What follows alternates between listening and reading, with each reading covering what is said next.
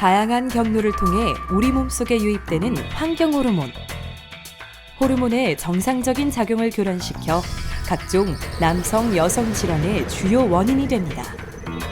특히 뱃속의 아이에게까지 전달될 수 있어 예비맘들은 더욱 걱정이 큽니다. 과연 환경 호르몬으로부터 자유로워질 수 있는 방법은 없을까요? 전남 구례의 공기 좋은 곳에 같은 고민을 가진 사람들이 모였습니다. 바로 예비맘을 위한 치유학교인데요. 김수옥 씨는 이곳에서 예비맘들이 환경 호르몬에서 벗어나 건강한 생활 습관을 가질 수 있도록 도와주는 힐러입니다.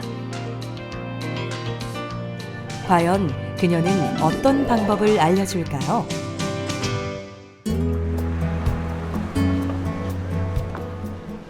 우선 장을 보러 나선 김수옥 힐러를 따라가 보았습니다. 매서운 눈빛으로 식재료를 하나하나 살피는 그녀. 식품 뒤에 있는 깨알 같은 표기들을 꼼꼼히 확인하는데요. 이번에는 생활용품 코너입니다. 역시 상품 뒷면을 꼼꼼하게 살핍니다. 도대체 뭘 그렇게 열심히 보시나요? 여기에는 일단 들어가지 않은 게 인공향이 들어가지 않았고요. 그리고 보존제가 들어가지 않았습니다. 그리고 전 원료가 천연으로 되어 있습니다. 그리고 무엇보다 중요한 거는 전 성분이 표시되고 있기 때문에 소비자가 확인하고 구매할 수 있어서 좋습니다. 정보가 되게 중요하다고 생각해요. 이 제품에는 어떤 것이 들어있다. 그리고 그 농도는 어느 정도 들어있다. 매장에 가서 상품을 하나 골랐어. 또 인터넷에서 내가 인터넷 쇼핑을 했어요. 그럴 때 그 제품의 원래 목적과 성능 이런 것뿐만 아니라 거기에 들어있는 화학물질이 어떤 것이 있으면 그중에 우리가 특별히 그래도 조심해야 될 케미칼들은 어떤 것이 들어있는지를 좀 알았으면 좋겠는데 정보의 홍수 속에서 판단이 안 서는 수가 있어요. 그렇죠? 그러니까는 적절한 교육이 필요한 거죠. 마트에는 수많은 제품들이 진열되어 있습니다. 그 중에서 좋은 제품을 고르는 것은 우리의 몫이죠. 무심코 살 것이 아니라 전 성분을 꼼꼼히 살펴서 유해한 성분이 들어있지 않은 제품을 선택해야 합니다. 그녀는 이렇게 전 성분을 꼼꼼히 확인하는 습관이 있습니다. 이건 우리도 꼭 배워야 할 생활 습관입니다. 드디어 장보기를 마친 김수옥 킬러. 하지만 아직 끝이 아닙니다.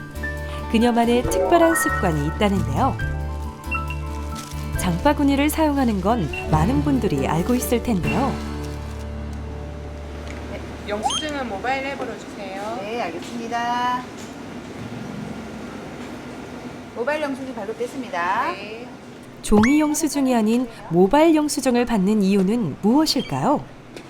영수증이 프린트 될 때 나오는 잉크가 환경 호르몬이 굉장히 많습니다. 그래서 피부를 통해서도 환경 호르몬이 흡수가 잘 되기 때문에 종이 영수증을 받기보다는 모바일을 통해서 영수증을 받으려고 노력하고 있습니다. 네, 안녕히 가세요.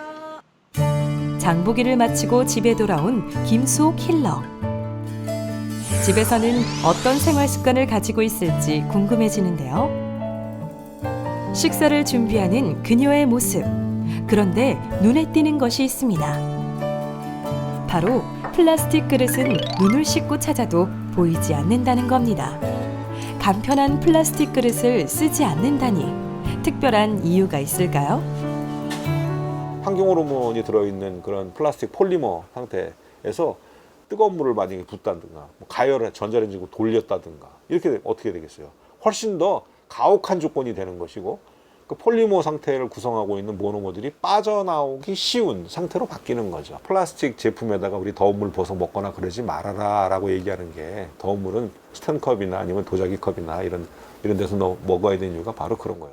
노출되지 않기 위해서는 굉장히 적극적인 방법이 필요합니다. 집에 있는 플라스틱 용기를 유리나 스텐 제품으로 바꾸는 거. 그게 아주 원천적인 방법이 되겠고 화장품이나 치약, 세제 이런 것들도 친환경 제품으로 바꾸면 근본적인 해결책은 됩니다. 그릇만 플라스틱 용기를 쓰지 않는다고 해서 환경 호르몬의 위협에서 벗어난 것은 아닙니다. 우리가 먹는 음식 그 자체에도 주의를 기울여야 하는데요. 도대체 음식에는 어떤 문제가 있는 걸까요? 그에 대한 대답을 듣기 위해 괴산에 있는 V&B 센터를 찾았습니다. 이곳은 정밀한 미세 플라스틱 검사 기계를 도입하여 미세 플라스틱 검출에 대한 연구를 진행하고 있습니다.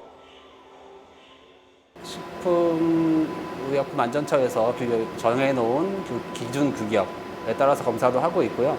물론 농약 같은 경우나 방사능 같은 경우도 기준 규격보다 조금 더 강화되어서 검사를 좀 더 하고 있습니다. 미세 플라스틱이 검출이 많이 되고 있습니다. 생수나 소금에서 또 검출이 되고 있고요. 아직 미세 플라스틱 같은 경우도 시험법이 나와 있지 않아요.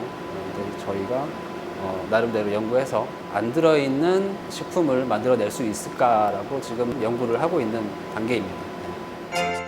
음식 속에도 미세 플라스틱이 숨어 있어 안심할 수가 없다는 최근 연구. 때문에 김수호 킬러도 최근 연구까지 살피며 공부를 소홀히 하지 않습니다.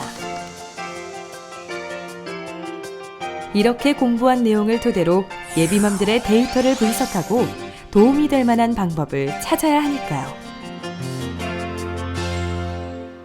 국내 유관기관들의 보고서를 참조하고 그리고 거기서 제시하는 회피 가이드도 참고하고요.